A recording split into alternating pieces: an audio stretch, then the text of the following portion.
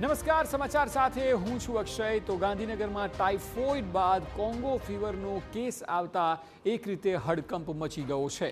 પેંડારડા ગામમાં 26 વર્ષીય યુવાનનો report positive આવ્યો છે।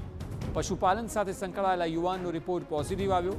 ગામમાં આરોગ્યની 5 ટીમ દ્વારા 237 ઘરના 1034 લોકોનો સર્વે કરવામાં આવ્યો છે। પશુપાલન વિભાગે 500થી વધુ પશુઓને સારવાર આપી છે।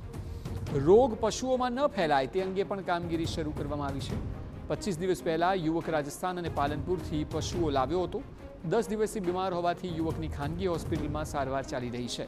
યુવકના સેમ્પલ લઈને પૂના મોકલવામાં આવ્યા છે।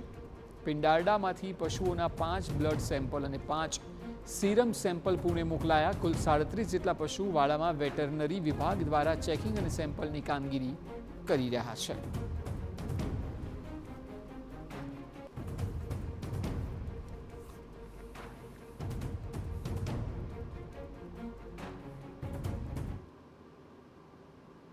એક તરફ વોટરબોર્ન ડિસીઝને કારણે ગાંધીનગરની સ્થિતિ એમ પણ કપરી છે અને એવામાં પિંડારડા જે ગામ છે, પિંડારડા ગામમાં કોંગો ફીવરનો એક જે કેસ છે એ કેસ સામે આવ્યો છે અને એના પછી હેલ્થ ડિપાર્ટમેન્ટ છે એ એક્ટિવ થયું છે। અહીંયા તમે જોશો અત્યારે તો જે ટીમો છે એ ટીમો સર્વે કરી રહી છે। લગભગ 300 જેટલા જે મકાન છે એ મકાનના ઘરે જઈને સ્ક્રીનિંગ પ્રક્રિયા કરવામાં આવી રહી છે અને જે રીઝન આનું કહેવાય, કોઝ ઓફ કોંગો ફીવરનું જે રીઝન કહેવાય છે, ત્યારે એ બાબતને લઈને વેટરીનરી ડિપાર્ટમેન્ટ છે એ પણ એક્ટિવ છે અને એમના દ્વારા પણ જે અલગ અલગ 37 તબેલાઓ આવેલા છે ત્યાં પણ જે સ્ક્રીનિંગ પ્રોસેસ છે કે જ્યાં દવાનો છંટકાવથી માંડીને જે પણ પ્રિકોશનરી મેજર્સ લેવાના છે એ કરવામાં આવી રહ્યા છે।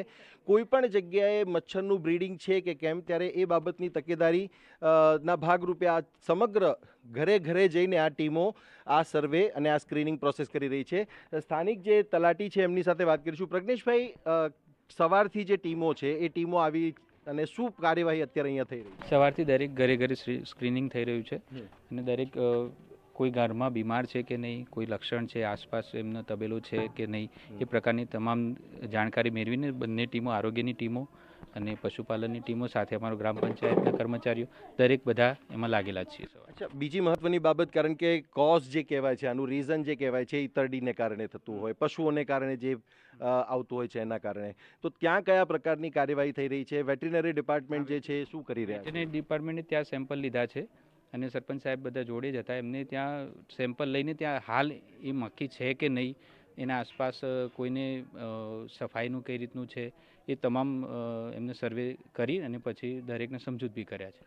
અચ્છા, મહત્વની બાબત અહીંયા એ છે કે ડીડીઓ કે પછી જે આરોગ્ય વિભાગ છે એમના તરફથી શું સૂચનાઓ છે તમને, કે પછી એમની સાથે તમારું શું કોઓર્ડિનેશન થઈ રહ્યું છે? તમામ અમારા અધિકારી સાથે સતત એમાં ચાલુ છે, એમની સૂચના છે, એમની વિઝિટ પણ થયેલી છે અને બંને વિભાગો, આરોગ્ય વિભાગ, પશુપાલન વિભાગ અને અમારો વિભાગ, તમામ લોકો સાથે સંકળાઈને આ કાર્યમાં જોડાયેલા છે।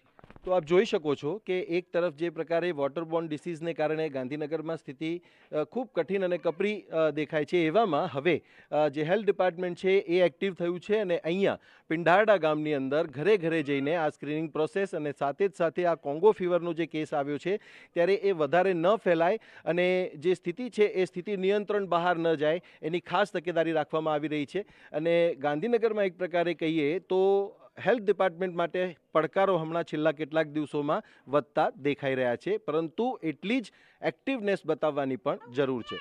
કેમેરામેન નટવર પરમાર સાથે સચિન પાટીલ, TV9, પિંડારડા, ગાંધીનગર।